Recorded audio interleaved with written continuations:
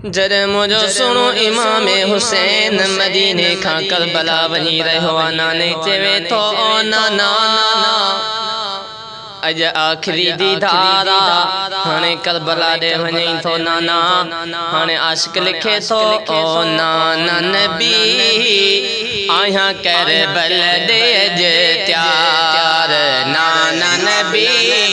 आया करबल दे अज त्यार नाना नबी आया करबल दे अज त्यार आखिरी दीदार नाना नबी आया करबल दे अज त्यार नाना नबी आया करबल दे अज त्यार है मिठड़ो मदीनो छदणो आहे करबल दे हाणे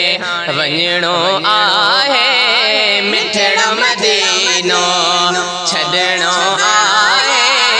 करबल दे हाणे वञणो आहे थींदुसि मां सालार नाना नबी आया करबल दे अज त्यार नाना नबी आया करबल दे अज त्यार आखिरी दीदार नाना नबी आया करबल दे अज त्यार नाना नबी आया करबल दे अज त्यार है कोफिन ॾाढा खतड़ा लिखिया हिन बैयत जातन कोल कया हिन कोफिन ॾाढा खतड़ा लिखिया हिन बैयत जातन कोल कया हिन खोड़ कया थन इकरार नाना नबी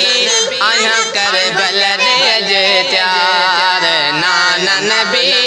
आया करबल दे अज त्यार आखिरी दीदार नाना नबी आया करबल दे अज त्यार नाना नबी आया करबल दे अज त्यार हो फतह आखिर हक जी थींदी पक सां किस्मत साथ बुरींदी फतह आखिर हक जी थींदी पक सां किस्मत साथ बुरींदी दुआउं ॾिजो सरदार नाना नबी आया करबल दे अज त्यार नाना नबी आया करबल दे अज त्यार आखिरी दीदार नाना नबी आया करबल दे अज त्यार नाना नबी आया करबल दे अज त्यार है फैज जुणे जो जिक्र करे थो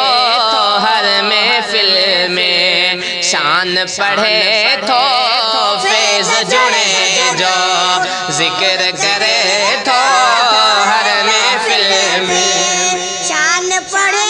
तो है ही अब आहे प्यार नाना नबी आया करबल दे अज त्यार नाना नबी आया करबल दे अज त्यार आखिरी दीदार नाना नबी